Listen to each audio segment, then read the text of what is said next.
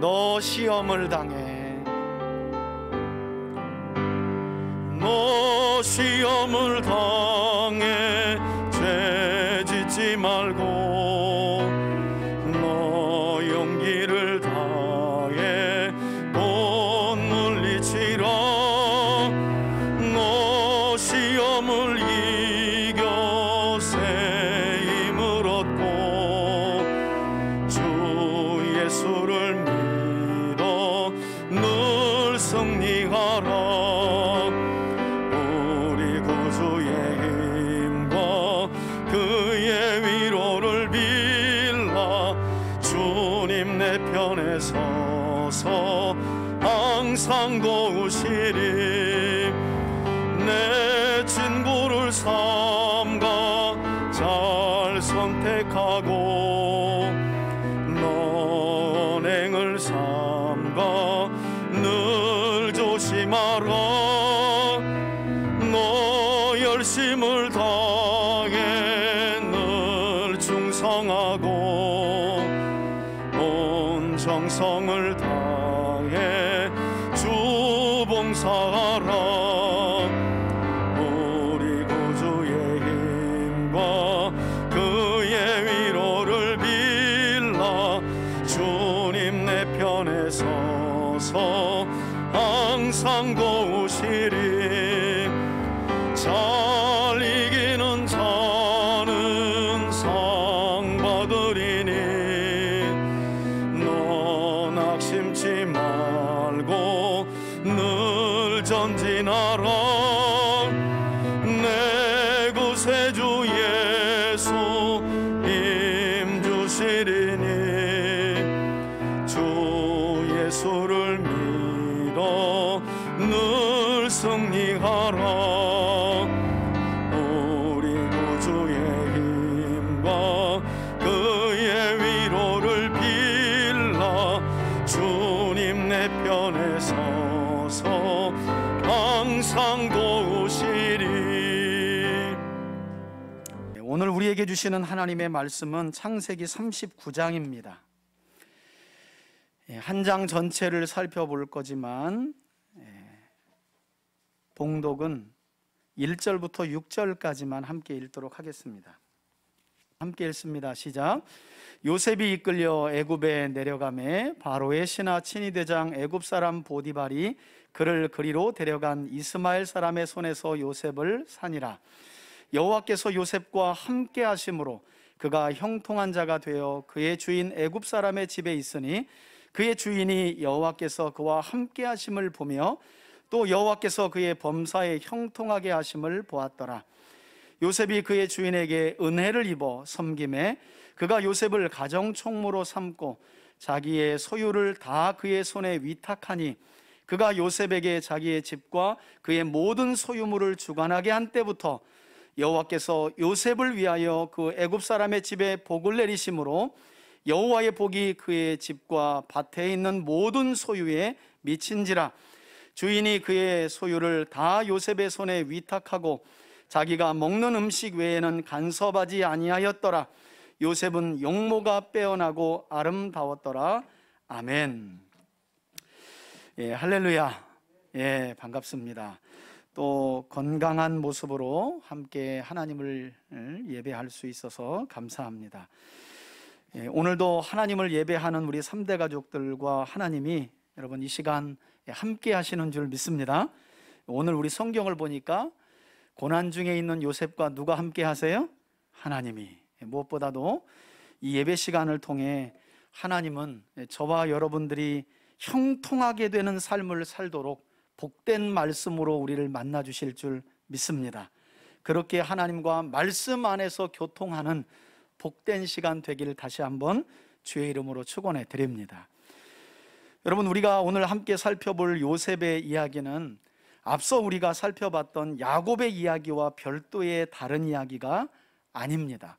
많은 분들이 창세기 후반을 읽어가면서 특별히 창세기 2부에 족장들의 신앙과 정기를 읽어가면서 이스라엘 민족의 기원이 되는 사람들이 있죠. 아브라함이 있고, 그리고 이삭이 있고, 야곱이 있고, 그리고 이제 요셉을 기억하는데요. 창세기 37장을 보면 요셉의 이야기는 요셉 개인의 이야기가 아니라 야곱의 족보는 이러하니라 하면서 야곱의 가정이 어떻게 애굽에 내려가게 되었는지를, 여러분, 그래야 창세기 다음에 있는 어떤 성경을 우리가 쉽게 읽을 수 있어요? 출애굽기. 왜냐하면 출애굽기를 열어보면 아니 야곱의 가정이 70명이 내려갔는데 어느덧 민족이 되어 있다고 이야기를 해요. 이해가 안 가는 거죠. 그래서 성경은 창세기 후반에 아브라함의 언약을 이삭이 있고 이삭의 언약을 야곱이 있고 그 야곱이 언약을 이어가는 과정에 그 11번째 아들인 요셉을 통해서 어떻게 애굽에 내려가서 그 애굽에서 이스라엘 민족이 되게 되었는지, 이제 어쩌면 그래서 요셉 이야기는 출애굽 이야기의 서두가 되는 그 배경을 설명하는 말씀이기도 합니다. 그래서 여러분들이 요셉 이야기를 대할 때는 내가 지금 누구 이야기를 읽고 있다? 야곱 이야기를 읽고 있다. 야곱의 가정이 어떻게 애굽에 내려가게 되었고 그 애굽에서 430년 만에 어떻게 하나님의 말씀 그대로 민족이 되게 되었는지에 대한 배경의 서두, 배경을 설명하는 이야기의 서두가 바로 요셉의 이야기라는 것을 기억하셔야 합니다.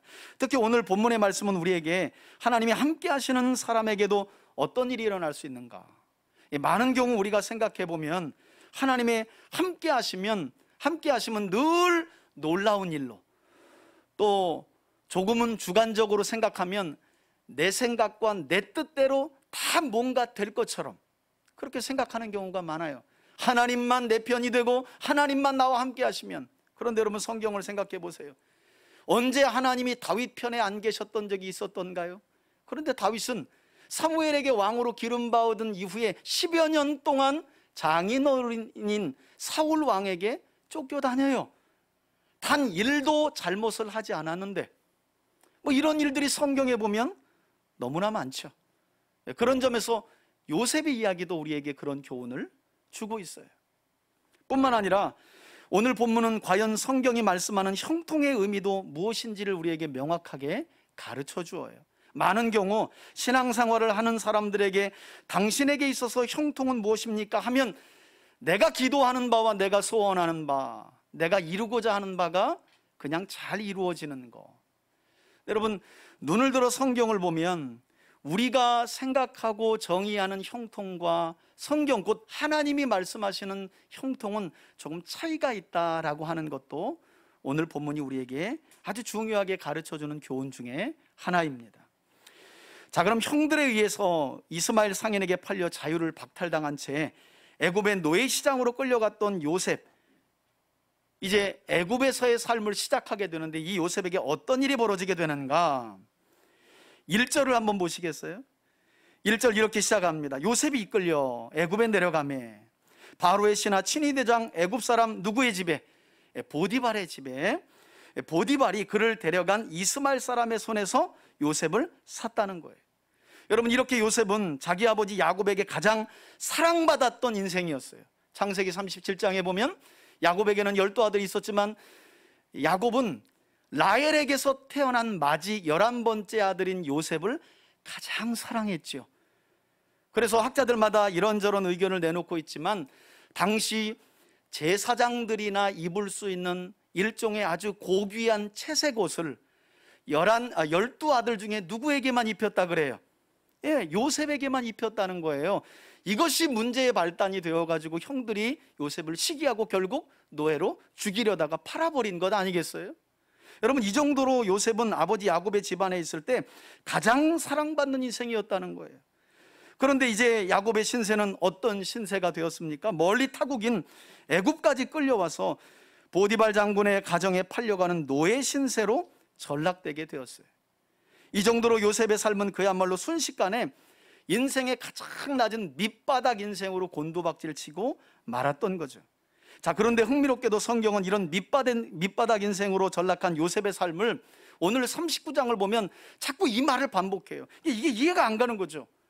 아니, 형들에게 팔려서 애굽의 노예시장으로 갔는데 이런 요셉과 누가 함께 했대요? 하나님이 함께 했다. 그런 요셉은 어떤 자라? 형통한 자라는 거예요. 여러분 2절 보시겠어요? 오늘뿐만 아니라 오늘 전체 39장에서 이 말은 3번이나 무려 반복되는데요, 이런 요셉을 성경이 뭐라고 말씀하느냐? 여호와께서 요셉과 함께 하심으로 그가 어떤 사람이 되었다고요? 형통한 자가 되어, 원어를 보면 번성하는 자가 되었다. 영어 성경은 대부분 다 성공하는 자가 되었다는 거예요. 야, 이런 일이 있나? 아니, 형들의 시기로 인신매매 당해가지고 팔렸는데 그런 요셉과 하나님이 함께했고, 지금 애굽의 노예 시장에 끌려와서 어느 한 가정의 노예로 팔려갔는데 형통한 사람이 되었다. 성경은 이렇게 말씀한다는 거예요. 여러분 말씀드렸죠? 요셉은 지금 형들에게 팔려서 애굽까지 끌려와서 보디발의 집에서 일하게 되었잖아요. 얼마나 비참한 인생이 되었습니까? 그런데 성경은 그런 요셉과 누가 함께했다? 하나님이 함께하셨다. 그리고 이렇게 비참해진 요셉의 인생을 가리켜 성경은 충격적이게도 형통한 자가 되었다, 성공한 자가 되었다, 번성하는 자가 되었다라고 말씀해요.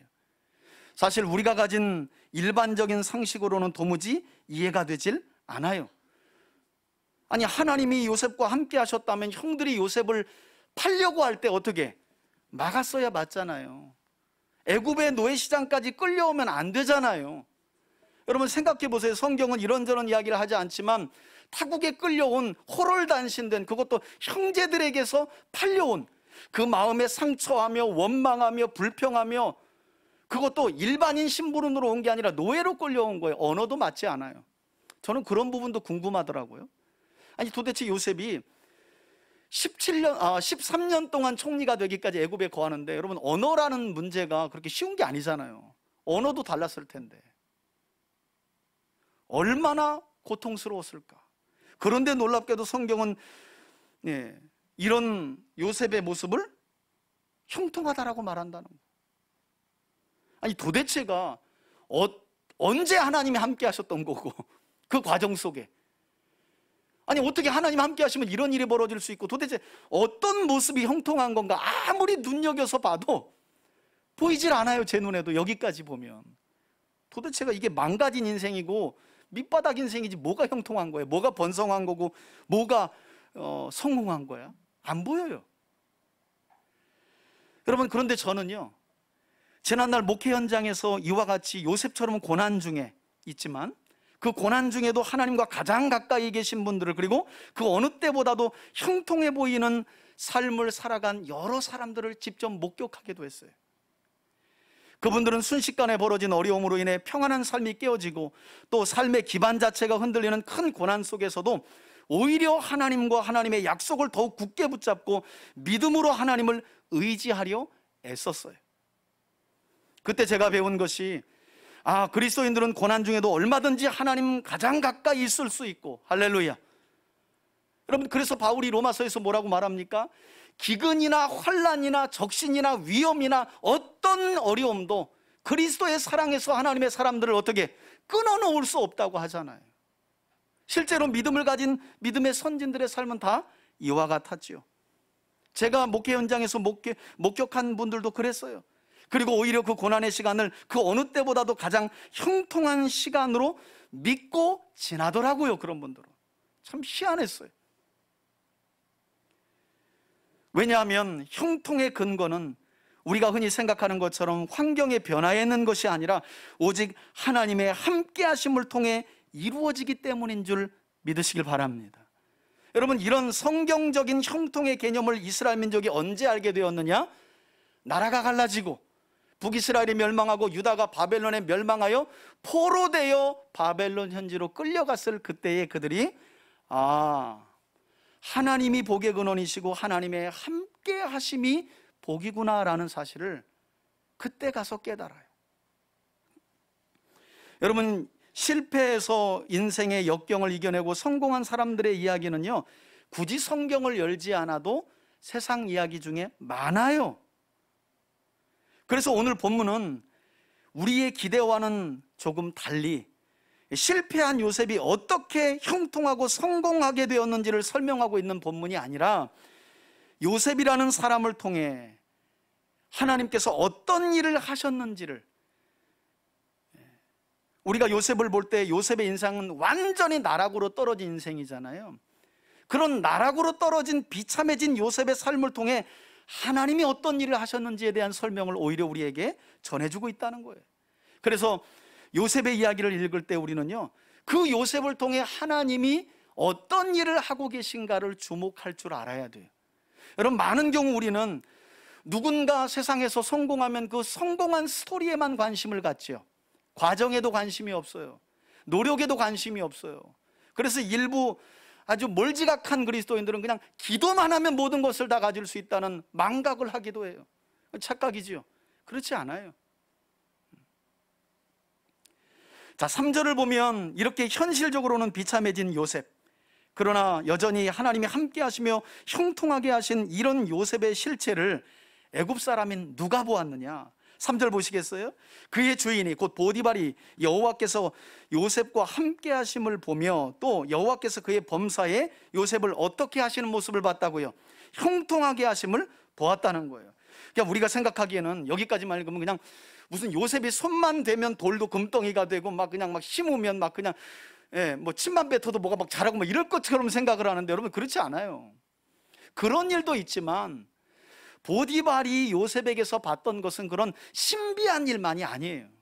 여러 가지로 우리가 생각해 볼 게 많아요.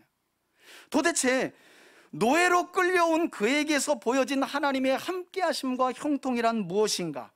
이건 여러분들이 오늘 설교를 들어가면서 많이 생각해 보셔야 돼요. 그런데 여러분, 성경을 보면 이런 말씀은 요셉에게만 해당되질 않네요.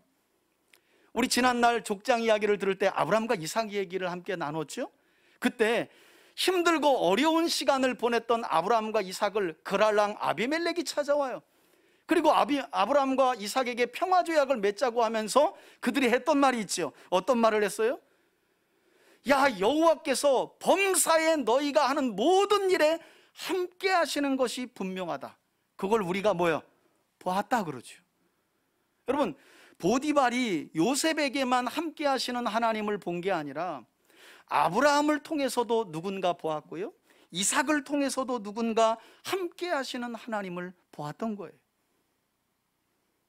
저는 이런 하나님의 함께 하심, 여러분들을 통해서도 세상에 보여질 수 있기를 주의 이름으로 축원해 드립니다. 한 가지 우리가 궁금한 것은, 아니 아무것도 없는 노예에게 도대체 이 노예를 17살 된 이 노예를 보면서 무슨 신의 임재를 보디발이 경험했던 건가? 어떤 형통함을 봤던 건가? 어떤 분이 이런 이야기를 하더라고요. 사람은 그 눈에서 기상이 나타난다는 거예요.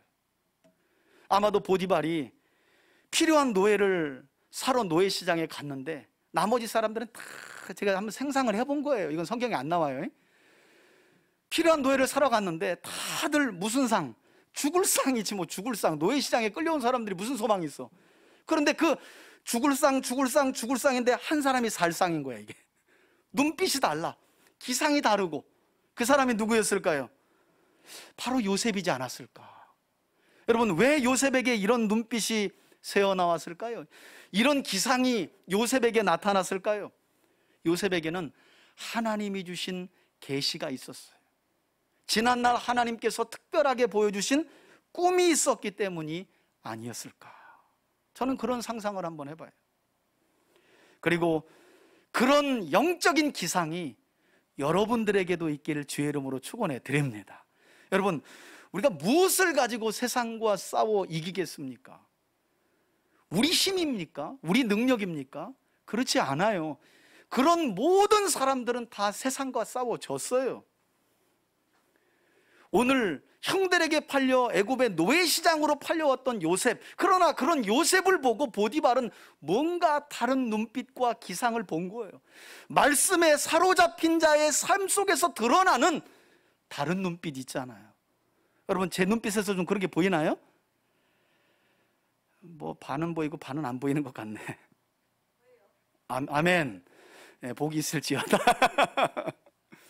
이게 여러분, 요셉의 고유의 눈빛과 기상이 아니라, 저만이 아니라 모든 그리스도인들에게 하나님이 주신 은혜라는 거예요. 은혜.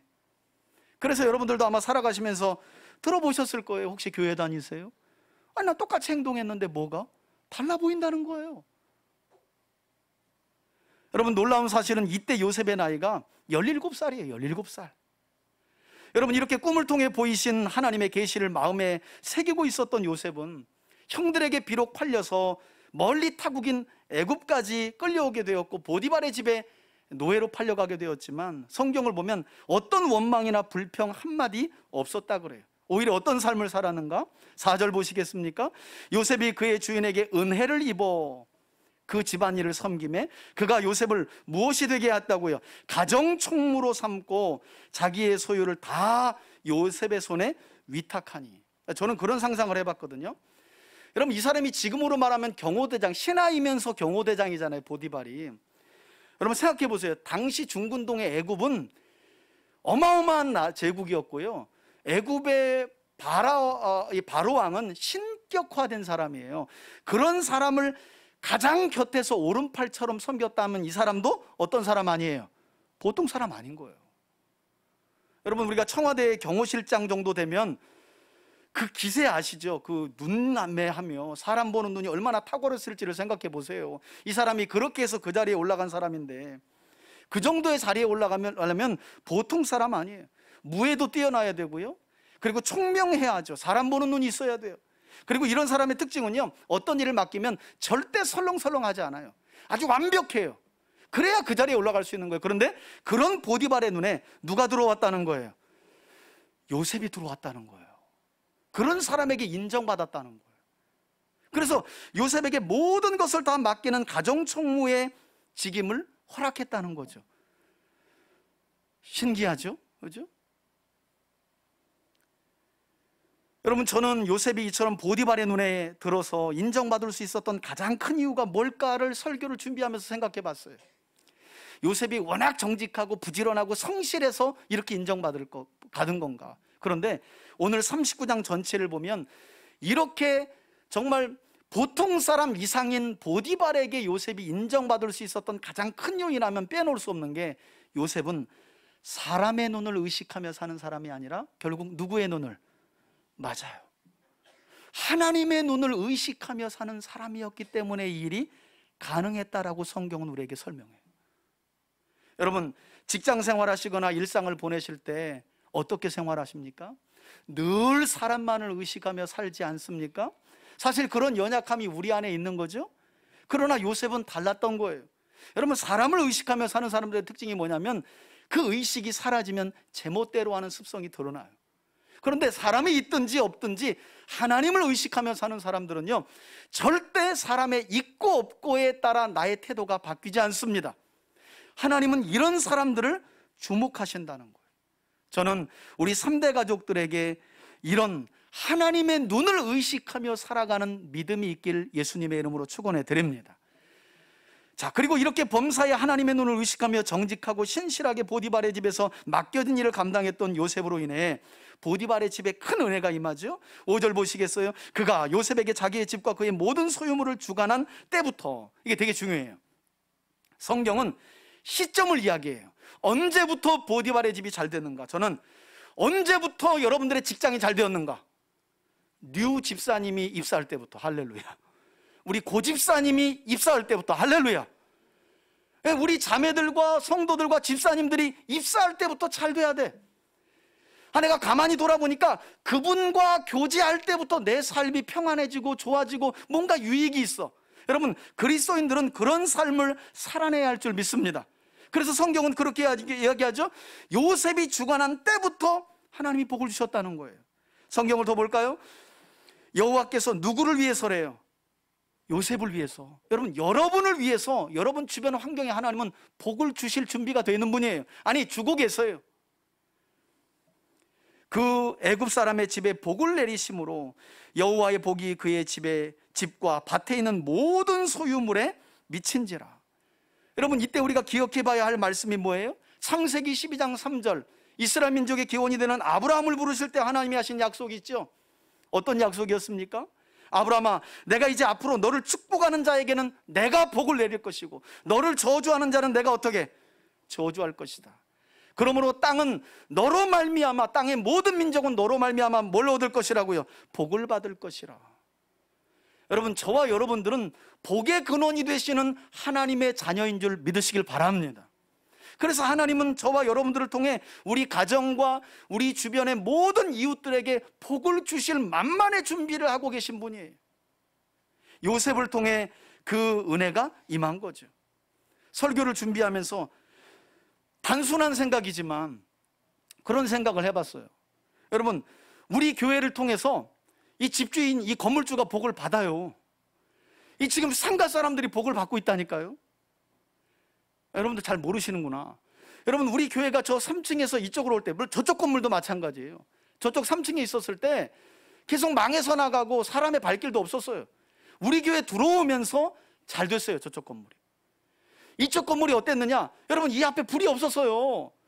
이 1층은요, 속옷 가게였어요. 얼마나 예쁜 여자가 속옷을 야시시하게 저 유리창 전면에 있었는지 교회를 옮길 때 고민했잖아요, 우리가. 아이들이 들어와야 되는데 여기가 속옷 가게 도매점이었거든요. 근데 양쪽에 그냥 예쁜 아가씨가 속옷만 입고 브레지하고 팬티만 입고 있는 그림이 있어가지고 돈을 주어서 조금 가리는 걸 하라 그럴까? 우리가 교회로 가야 되는데. 속옷 도매점이다 보니까 이 아래가요, 어두웠어요. 아무것도 없었어요, 여기. 심지어는 이 동네 사람들도 이 앞을 지나가기가 꺼림직했다니까요. 여기 3층은 죄송하지만 권투 관장님이 체육관 운영하는데 실패해가지고 도박에 빠져 있어가지고 아주 그때 제가 너무 괴로웠어요. 알지도 못하는 분이 새벽 4시에 전화해가지고 3층 관장인데요, 10만 원만 싸줄 수 있어요? 아니, 언제 봤다고. 빡빡이에 그냥 험악하게 생긴 분이거든요. 새벽에 그런 전화 받아보셨어요? 얼마나 무서운지? 보내야 되나 말아야 되나? 아이고, 새벽 예배 나가야 되는데 막 그런 게 한 2-3번 있었어요. 그러다가 마침내 지금 관장님이 온 거예요. 그 밑에 또 사업장 바뀌었지만 얼마나 잘 돼요. 아니, 보니까 진짜 우리 교회는 우리 교회로 인해서 주변 사업장들이 복을 받더라고. 우리 교회가 들어가면 그 건물이 잘 되더라고. 여러분, 이게 우리 교회 이야기만이냐고요. 요셉의 이야기고 여러분들의 이야기예요. 저는 그런 점에서 여러분들이 진실된 믿음을 가지고 살아가고 있다면 자신과 확신을 가질 수 있기를 주의 이름으로 축원합니다. 여러분 때문에 하나님이 오늘 그러잖아요. 요셉을 위하여 복을 주신 거예요. 보디발이 이뻤겠어요? 여러분, 여러분의 직장이 왜 어려움 가운데서도 매출이 계속 늘어나겠어요? 누구를 위해서? 여러분 때문에 그런 거예요. 안 믿으시네 뭐. 부장님과 과장님이 잘해서 그렇지 뭐 내가 아니라니까요. 여러분을 위해서 하나님이 여러분의 직장과 사업장을 복주고 계신 줄 믿으시길 바랍니다. 여러분, 이걸 믿음으로 확신하는 게 믿음의 삶인 거예요.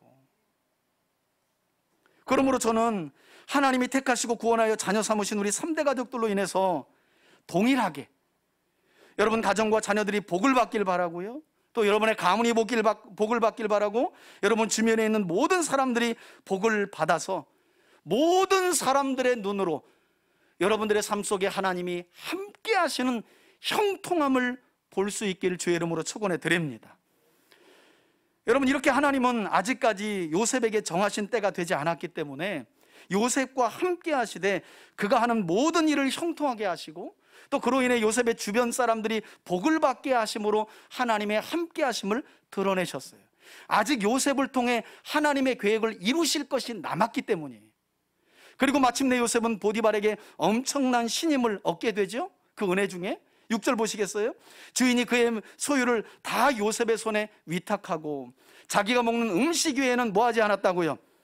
간섭하지 않았대요. 그러니까 성경을 읽을 때는 여러분 무한한 궁금증과 의문을 가지고 좀 읽어야 돼요. 아니, 다 맡겼는데 먹는 게 뭐라고? 고대를 한번 생각해 보세요. 지금으로부터 몇 년 전이에요. 지금으로부터 여러분 한 4,000년 전이잖아요. 이때는 당연히 주인의 음식은 누가 차려주는 거예요? 노예가 차려주는 게 맞는데 보디발이 음식 외에는 다 맡겼다는 거예요. 왜 음식을 제한했을까? 성경 여기저기를 보면 애굽 사람들은 목축업을 주로 하는 히브리 사람들을 부정하게 여겨서 함께 식탁을 하지 않아요. 요셉의 이야기 안에 그런 내용이 나오죠? 그죠? 함께 하지 않아요. 그런데 일부 학자들은 어떤 주장을 하고 있느냐? 여기서 보디발이 요셉에게 그만 음식이라는 건 단순한 음식이 아니라 개인적인 영역, 매우 사적인 영역을 제한했다라고 이야기를 해요. 그러니까 음식 외에는 내가 다 맡기겠다는 말은 내 사적인 영역은 네가 침범하지 말되 나머지는 어떻게 알아서 하라는 거예요. 놀랍게도 요셉이 이 이야기를 잘 알아먹죠. 왜냐하면 조금 후에 진행되는 이야기 속에 보디발의 아내가 요셉을 유혹하는데 이렇게 말해요. 내 주인이 당신만은 내게 허락지 않으셨다. 금하셨다. 언제 보디발의 아내를 보디발이 금한 적이 있나요? 음식 외에는 금한 일이 없거든요. 그러나 요셉은 알아요. 보디발의 아내를 금했다고 말해요. 이 내용을 그대로 잘 알아먹은 거죠. 자, 이렇게 보디발이 사적인 영역 외에는 모든 일을 요셉에게 맡긴 그때에 성경은 요셉에게 어떤 일이 벌어졌다고 말씀하느냐? 요셉에게 벌어지게 될 불행한 징조를 6절 말미에 복선으로 깔고 있죠. 요셉은 용모가 빼어나고 어떻게 해요? 아름다웠더라. 아름다웠더라. 아름답고 용모가 빼어나면 참 좋지만 그것이 때로는 내 삶을 어그러지게 만들고 유혹받게 만드는 도구가 될 수 있다는 것도 기억해요. 우리가 기억할 필요가 있어요. 그래서 저 같은 사람이 제일 위험한 사람이죠. 뭔 얘기인지를 몰라 지금. 저 같은 사람은 항상 조심해야 돼. 범사에 조심해야 돼. 잠을 자면서도 주의해야 돼. 예, 아시는 분들은 지금 웃는 거예요. 뭔 얘기를 하는지 아니까. 사실은 이 내용은 요셉이 정말 잘생겼다 이걸 알려주고 싶은 게 아니라요, 이제 이후에 또다시 인생의 밑바닥으로 곤두박질 치는 요셉 이야기 해주려고 이 복선을 깔고 있는 거예요. 아무튼 용모가 스스로 아름답다, 난 참 괜찮다 하시는 분들은 조심하셔야 돼요. 항상 그게 내 인생의 발목이 될 수 있어요. 여러분, 요셉은 이전에 그의 아버지 야곱의 사랑을 독차지하며 채색 옷을 입는 특혜를 입었잖아요. 결국 형들의 시기로 그 옷이 벗겨진 채 애굽에 팔리지 않았습니까? 그런데 이제 이후에 제가 성경을 보는 재미가 참 이런 재미 같아요. 요셉의 인생 이야기를 보면서 옷이라는 이 단어가요 매우 중요한 스토리가 돼요. 옷이라는 주제가. 여러분, 이제 이후에 7절을 보면 보디발의 총애를 한 몸에 받게 된 요셉은 또다시 옷이 벗겨진 채 큰 시련에 빠지게 돼요. 아버지가 입혀준 채색 옷이 형들에게 벗겨졌죠. 그래서 노예로 팔렸죠. 그래서 이제 막 노예로 팔려와서 팔자 좀 피려고 주인의 총애를 받고 이제 좀 나아졌는데 또다시 어떻게 옷 때문에 발목이 또 잡혀. 재밌는 건 이 이후에 보면 애굽의 총리가 된 때 바로 왕이 요셉에게 세마포 옷을 또 입혔더라 그래. 그래서 요셉 이야기를 읽을 때는 이 옷이라는 단어가 아주 그 스토리에 재미를 더해요. 벗겼다 마지막에 어떻게 입혔다. 왕이. 자, 7절을 보시겠어요? 그 후에 그의 주인의 아내가 요셉에게 눈짓하다가 동침하기를 청하니, 여러분 10절을 보면 이런 유혹이 날마다, 그리고 압력이죠. 주인의 아내였으니까 날마다 있었다고 말씀하는데요.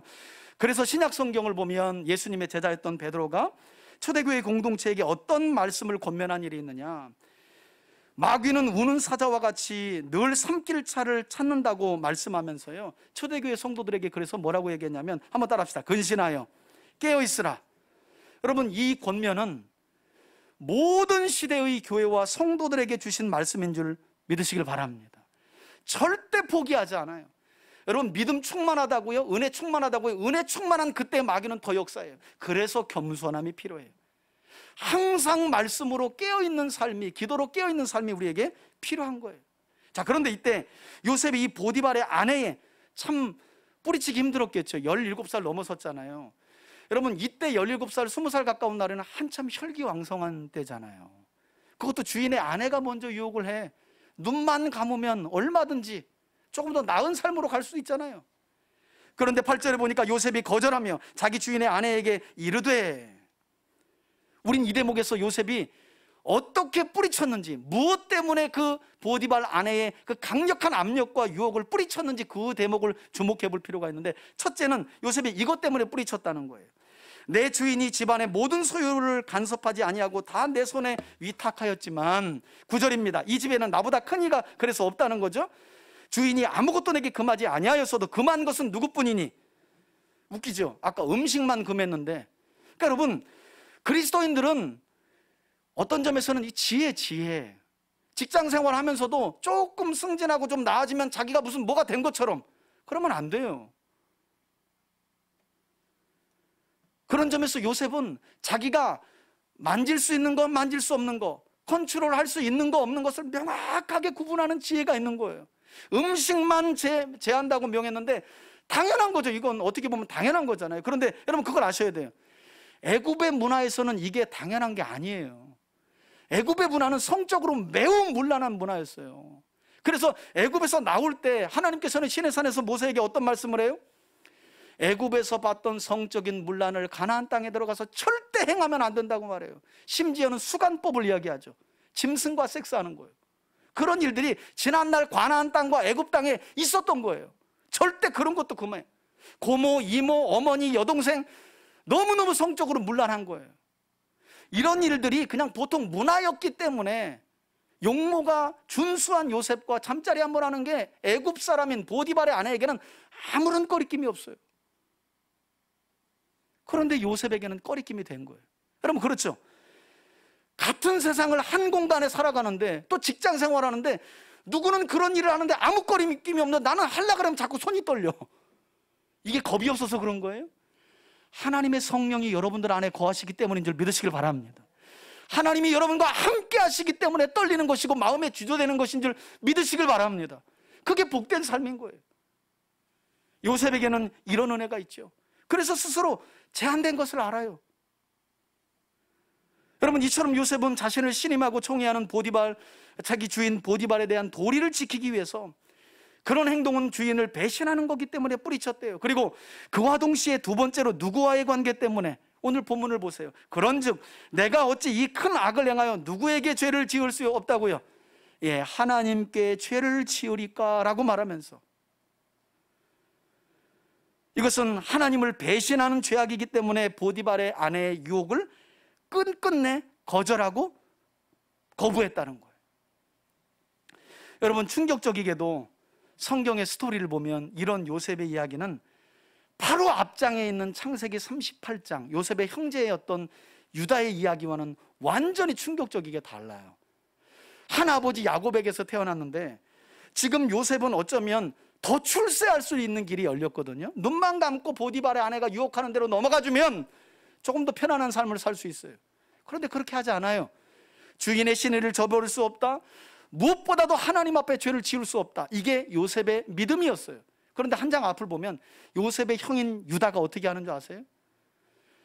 집을 뛰쳐나가 가지고 가나안 여자와 살면서 아들 셋을 낳는데 둘이 하나님 앞에 죄를 범하다 죽어요. 그리고 나서 시간이 지나 이 유다가 창녀를 구하게 되는데 웬일이야? 창녀인 줄 알고 잠을 자고 삭스로 어떤 증거물을 줬는데 그게 며느리가 돼버려요. 한 배에서 나와도 여러분 이렇게 다른 거라니까요. 같은 형제라도 너무 충격적이에요. 너무 충격적이에요. 여러분 앞으로 여러분들의 삶이 복되고 형통한 삶을 사시려면 크게 이 두 가지만 한번 꼭 체크를 해보세요. 내가 지금 생각하고 있고 하려는 일이 내 주변 사람과의 신의를 깨는 일은 아닌가? 여러분 이것이 신의를 깬다면 반드시 그것은 누구 앞에 또 죄가 돼요. 그렇게 생각하시면 돼요. 그렇게 해서 그런 일을 멀리해 가신다면 하나님이 늘 여러분과 함께 하실 것이고 여러분들의 삶도 하나님의 형통이 임하는 삶이 될 줄 믿으시길 바랍니다. 문제는 요셉의 이런 분명한 거절에도 불구하고 여러분 얼마나 이 노예가 대단한 사람 아니에요? 엄청난 권력을 가진 보디발의 아내에게 하나님께 죄를 지을 수 없다. 여호와라는 이름이 여기 처음 나온 거 아니에요. 그런데 보디발의 아내가 더욱 집요하게 요셉을 유혹했다는 거예요. 10절 보세요. 여인이 날마다 요셉에게 청하였으나 요셉이 듣지 아니하여 동침하니 아니할 뿐만 아니라 어떻게 했다고요? 아예 그녀와 함께 있지도 않았다. 그래서 어떤 신학자는 모든 그리스도인들을 향해 이런 조언을 한 일이 있어요. 뭐라 그러냐면 본래 성경은 죄와는 피 흘리기까지 싸워 이겨라 이렇게 우리에게 도전을 주고 있지만 어떤 신학자가 그렇게 써놨더라고요. 먼 발치에서 죄가 다가올 때 만일 우리 스스로 그 죄를 그 죄의 유혹을 이길 수 없거들랑 36개 주랑량이라도 치래요. 에이 뭐 지난번에도 어쩌다가 넘어갔는데 내가 또 넘어지겠어? 아니라는 거예요. 질 것 같으면 멀리하는 게 상책이라는 거예요. 상책이라는 거예요. 여러분 이렇게 집요하게 요셉을 유혹했던 보디발의 아내에게 드디어 기회가 찾아오죠. 11절 보세요. 그러할 때에 요셉이 그의 일을 하러 보디발의 집에 들어갔더니 마침 거기에 누가 없어요? 아무도 없었어요. 모르겠어요? 이 일이 우연히 일어난 일인지 아니면 보디발의 아내가 치밀하게 계획을 했는지. 자, 이렇게 집안에 아무도 없게 되자 12절에 보니까 아예 노골적으로 이 보디발의 아내가 요셉의 옷을 잡고 뭐라고요? 나와 자자, 나와 동침하자. 아마도 보디발의 아내도 이제는 네가 내 이 유혹을 뿌리칠 수 없겠지라고 생각했던 것 같아요. 왜? 집안에 뭐라고요? 아무도 없었으니까. 여러분, 그런데 우리를 한번 대입시켜서 생각해 보면 항상 우리가 넘어질 때가 이런 때였죠.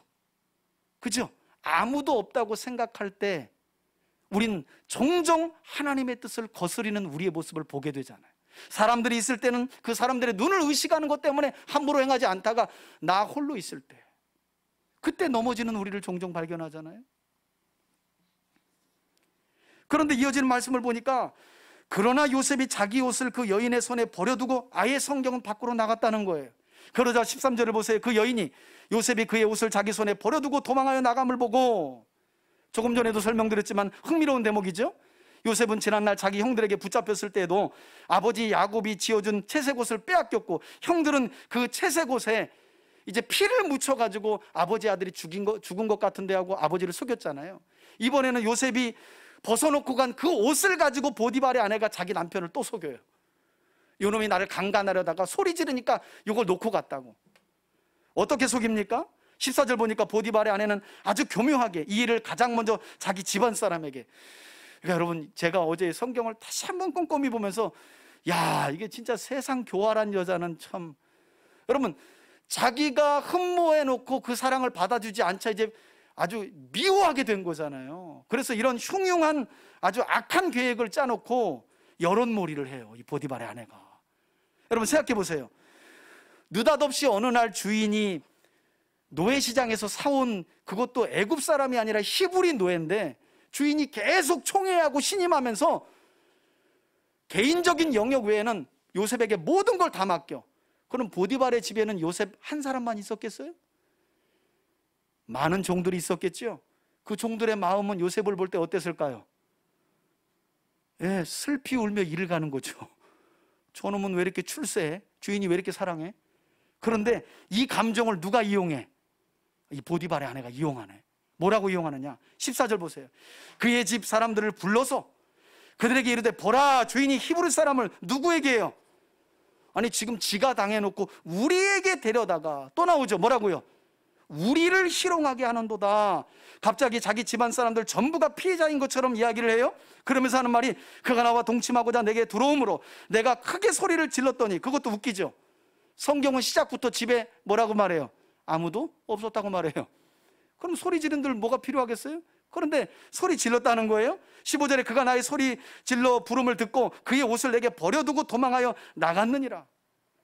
자, 이렇게 보디발의 아내는 마치 자신이 성폭력 피해자인 것처럼 집안 모든 사람들을 모아놓고 피해자 코스프레를 했던 것인데, 그리고 이어지는 16절을 보니까 이 증거물을 마침내 남편이 돌아오자 그 앞에 꺼내놔요. 그의 옷을 곁에 두고 그 주인이 집으로 돌아오기를 기다렸다가 17절입니다. 이 말로 그에게 말하여 이르되, 보디발에게 말하는 거죠. 아마도 이런 여자는 또 연기를 잘해. 아주 이러면서 또 얼마나 연기를 잘했을까. 아주 그냥 닭똥 같은 눈물을 흘리면서, 당신이 우리에게 데려온 히브리 종이 나를, 조금 전에는 우리라며, 나를 희롱하려고 내게 들어왔으므로. 그러면서 18절에 내가 소리를 질렀더니 그가 이 옷을 내버려두고 밖으로 도망갔습니다. 여러분, 여기까지만 보디발이 듣고요, 보디발이 극노하게 돼요. 아주 화가 나죠. 배신감도 느꼈겠죠. 그렇게 모든 걸 맡겼는데 그놈이 내 아내를, 내가 분명히 금했는데 그놈이 내 아내를. 그래서 19절에 보니까 그의 주인이 자기 아내가 자기에게 이르기를, 당신의 종이 내게 이같이 행하였다 함을 듣고 심히 노한지라, 극노했다는 거예요. 이에 요셉의 주인이 그를 즉시 잡아 옥에 가두니 그 옥은 왕의 제수를, 곧 정치 사범들을 가두는 곳이더라 그래요. 여러분, 이렇게 요셉은 또다시 억울한 누명을 쓰고 감옥에 갇히게 되는데, 한 가지 여기서 흥미로운 점은, 저는 신기하더라고요. 아니, 그 정도로 신임했다면 왜 요셉을 불러다 놓고 자초지종을 안 들어봤을까? 아니, 보디발이 부르지 않았어도 요셉은 왜 자기를 변호하지 않았을까? 그런 생각을 한번 해봐요. 아닙니다. 절대 그렇지 않습니다.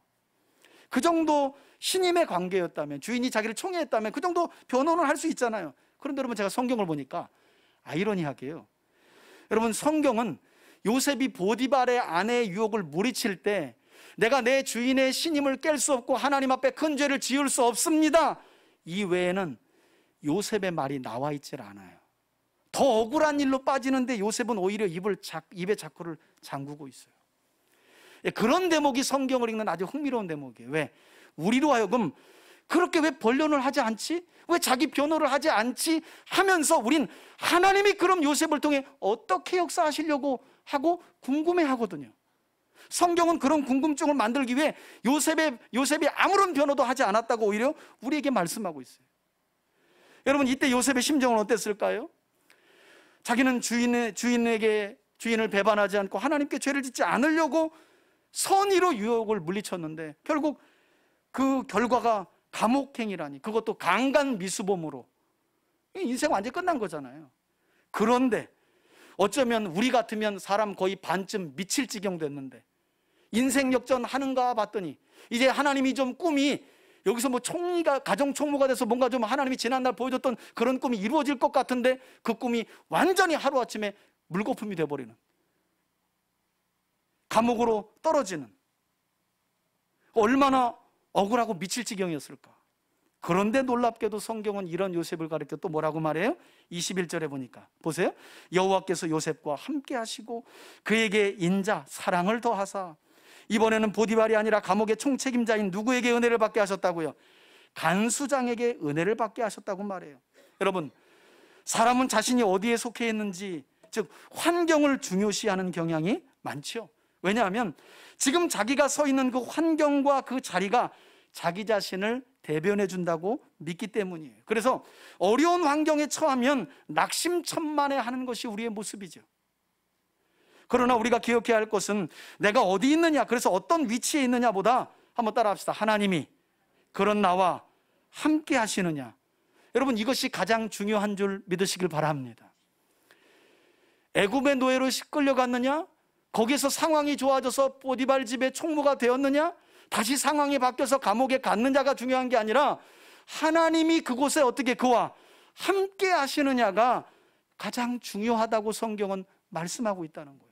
그것을 가리켜 성경은 번성하고 있다, 성공하고 있다, 형통하고 있다라고 우리에게 가르쳐줘요. 한 가지 희망적인 것은 요셉이 갇히게 된 이 감옥이 누가 갇히는 감옥이었다고요? 22절 보세요.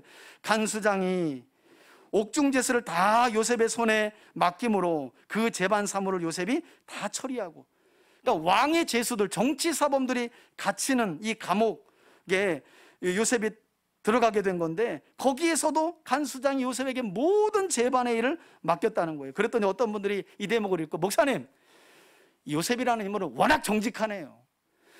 워낙 사람이 꼼꼼하고 뭔 일을 맡겨주면 그냥 잠도 안 자고 최선을 다하는 사람이기 때문에 이처럼 어디에 가든지 인정받은 것 같네요. 여러분, 우리가 이렇게 생각할까 봐 성경은 뒤에 가서 다시 한번 아님을 이야기해요. 그 정직함과 최선을 다하고 유혹 속에서도 선을 행하려고 하는 요셉의 믿음은 그 자신의 기질에서 나온 게 아니라 하나님의 함께 하심을 통해 이루어진 거다. 이걸 우리에게 가르쳐주고 있다는 거예요. 여러분, 믿음 생활도 마찬가지잖아요. 우리가 많은 경우 어떤 일을 믿음의 삶을 통해 이루려고 할 때 자꾸 좌절하고 하다 말고 하다 말아요. 이것은 우리의 노력과 의지가 적어서 그런 것이 아니죠. 나와 함께 하시는 하나님에 대한 인식이 적으면, 내 감정이 좀 떨어지면 뭐 주의 일이든 뭐든 하기 싫은 거예요. 감정이 좀 그게 오르면 하나님이 말려도 해. 과거 이스라엘 백성들처럼. 그래서 중요한 게 하나님의 함께 하심을 인지하고 인식하는 매일의 삶이에요. 성경은 그것을 성령 충만한 삶이라고 우리에게 가르쳐주고 있죠. 저는 우리 3대 가족들이 이처럼 매일의 삶 속에서 여러분과 항상 함께하고 계신 하나님을 확신하기를 바라고요. 어떤 일에 맡겨지든지 간에 믿음의 능력으로 정직하고 신실하게, 여러분들이 직장 생활에서 정말 내가 사장인 것처럼 최선을 다하는 삶이 내 노력과 기질에서 나오는 것이 아니라 누구와 함께 하심을 통해, 맞아요. 여러분, 그러면요 절대 좌절이 안 돼요. 목회도 마찬가지예요. 목회하기 참 어려워요. 좌절되고요. 사람들 목사님이 인도한다고 다 따라오나 그렇지 않잖아요. 사람이란 게 그래요. 우리 자식도 그런데 그런데 그때마다 하나님의 함께 하심이 큰 위로가 되고 저를 좌절하지 않게 만들어요. 또다시 하나님의 약속을 붙들고 일어나게 만들더라고요. 저는 이런 믿음이 저와 여러분들에게 더욱 충만하게 부어지길 예수님의 이름으로 축원해 드립니다. 여러분, 요셉은 이렇게 감옥에서조차 23절 보니까 마지막 절이죠. 간수장은 그의 손에 맡긴 것은 무엇이든지 뭐라고요? 헤아려 보지 아니하였으니. 대단하죠? 그런데 이게 진짜 성경은 믿음의 사람이라고 우리에게 가르쳐주고 있는 거죠. 그리고 요셉이 간수장에게 신임을 받게 된 근본적인 이유가 다시 한번 뭐라고 성경 결말에 이야기합니까? 이는 여호와께서 누구와 요셉과 함께 하심이라 여호와께서 그를 범사에 어떻게 형통하게 하셨더라. 여러분, 오늘 본문에서 우리가 살펴봤다시피 요셉의 현실은 끊임없이 인생의 밑바닥을 향해 추락하고 있었어요. 형들에게 무릉덩이에 던져졌죠. 애굽의 노예 시장으로 던져졌죠. 또 보디발 아내의 유혹을 뿌리치다 감옥에 던져졌어요. 그것도 신의를 지키고 믿음을 지키겠다고 죄를 짓지 않기 위해 애쓰다가 인생의 밑바닥 자리로 내려간 거예요. 여러분, 이제부터 잘 들어보세요. 요셉의 이야기가 39장으로 끝난다면 우린 도무지 성경이 무슨 말을 하는지 알아들을 수 없었을 거예요. 왜 그런 요셉을 형통하다라고 말하는지, 도대체 요셉의 어느 구석에 하나님이 함께했다고 하는 건지 우리는 알 수 없어요. 그런데 우리가 창세기 39장을 읽으면서 막연히 요셉이 형통했다, 요셉과 함께 하나님이 함께 하셨다는 이 말씀을 믿음으로 받아들이는 이유가 뭐예요? 요셉의 삶이 이 이야기로 끝난 게 아니기 때문이죠.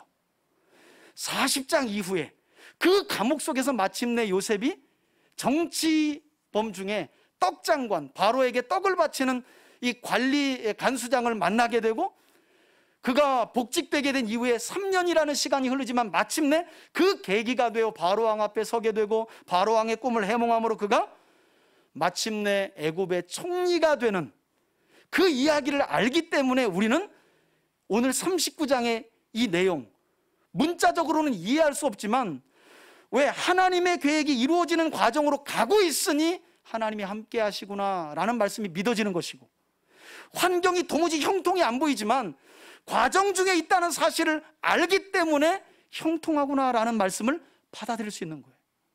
저는 설교를 준비하면서 그런 생각을 해봤어요. 어쩌면 지금 딱 우리 인생이 39장의 인생이다. 그죠? 도저히 방법이 없어 보이잖아요. 그리고 어떤 경우는, 많은 경우 내 잘못된 선택으로 인한 것도 아니야. 그래서 사람들은 그렇게 말해요. 너 이제 끝났어. 넌 가망 없어. 여러분, 그런 모습이 39장에 기록된 요셉의 모습이었다니까요. 그런데 요셉은 그런 사람들의 시선이 아니라, 세상의 기준이 아니라 하나님의 꿈에 붙들려 자신을 보았고 하나님의 꿈을 붙들었던 거예요. 저는 이런 믿음의 눈이 저와 여러분들에게도 열려질 수 있기를 주의 이름으로 축원해 드립니다. 무슨 말 하고 싶냐면, 여러분, 왜 요셉이 이렇게 비참한 인생으로 밑바닥을 쳤는데 하나님이 함께 하셨다, 형통했다 그래요? 남은 이야기가 있잖아요. 여러분, 저와 여러분들을 향한 하나님의 계획도 여전히 남아있는 줄 믿으시길 바랍니다. 우리를 향한 하나님의 약속도 요셉을 향해 남아있듯이 반드시 남아있습니다. 그러니 지금의 환경과 상황만 보고 끝났다라고 말하는 것은 매우 어리석은 생각이라는 거예요. 그 밑바닥 감옥에서 요셉은 그냥 수직선으로 엘리베이터를 타고 총리가 되잖아요. 오해는 하지 마세요. 총리가 되는 출세가 하나님의 계획은 아닙니다. 왜 총리가 되어야만 하느냐? 야곱의 가족 모두를 구원하는 하나님의 뜻이 이루어져야 하기 때문에. 여러분, 이전보다 하나님이 여러분들을 세상 속에서 좀 출세하게 했나요? 조금 더 나은 상황으로 올려주셨나요? 아, 하나님의 뜻이 이루어졌다라고 생각하지 마세요.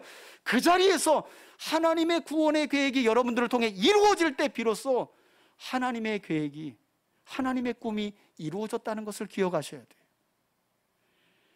창세기 39장에 기록된 요셉의 이야기는 우리에게 이런 교훈을 주고 있는 거예요. 우리를 향한 하나님의 계획과 약속이 여전히 40장 이후에 요셉의 이야기가 남아있듯이 여러분 남아있는 줄 믿으시길 바랍니다. 그러니 지금 혹시 누군가에게 팔려간 것 같은 삶을 사시는 분들 힘내시길 바라요. 사방 다 봐도 감옥 같은 삶을 사는 것 같은 분들 힘내시길 바라요. 왜? 이제 다 왔어요. 할렐루야. 다 왔잖아요. 세상이 볼 때 그 보디발의 감옥은 다 끝난 것이지만 하나님의 구원의 계획과 하나님의 꿈을 봤을 때 요셉은 거의 다 온 거예요. 여러분, 믿음의 눈을 열어 그 약속을 바라볼 수 있길 주의 이름으로 축원해 드립니다. 그래서 충분히 여러분들도 지금 하나님이 함께 하시는 사람이고, 여러분 이걸 보지 못하면 늘 환경 따라 하나님이 나와 함께 하시고 안 하시는 것처럼 느껴지고요, 뭐가 내 뜻대로 잘 돼야 형통하는 것처럼 느껴져요. 그렇지 않아요. 성경은 하나님의 계획이 나를 통해 이루어질 때 형통하다라고 말해요. 그 안에 우리 인생의 복됨이 있죠. 저는 이 약속을 한 주간도 우리 3대 가족 모두가 굳게 붙들고 오히려 더 힘든 상황에 처해져 있을 때 함께 하시는 하나님을 기억하시고 가만히 보세요. 그때가 가장 형통한 때예요. 왜? 내가 할 수 있는 힘을 다 뺀 그때, 그냥 하나님이 뭘 하시려나만을 바라볼 수 있는 그때, 여러분 그때가 정말 형통한 때 아니겠어요? 이런 삶을 한 주간도 살아가는 저와 여러분들이 되시길 예수님의 이름으로 축원해 드립니다. 아멘. 이제는 우리 주 예수 그리스도의 은혜와 하나님 아버지의 사랑과 성령의 교통하심이 요셉처럼 상황을 믿음으로 이겨내고 환경을 믿음으로 이겨내며 하나님의 주신 약속을 마음에 새기고 함께 하시는 하나님을 주목하며 형통한 삶을 살아가기로 소원하며 결단하는 우리 교우들 머리머리 위에, 저들의 가정과 기업 위에, 주님이 사랑하시는 3대 교회 위에 이제로부터 영원토록 함께 계실지어다. 아멘.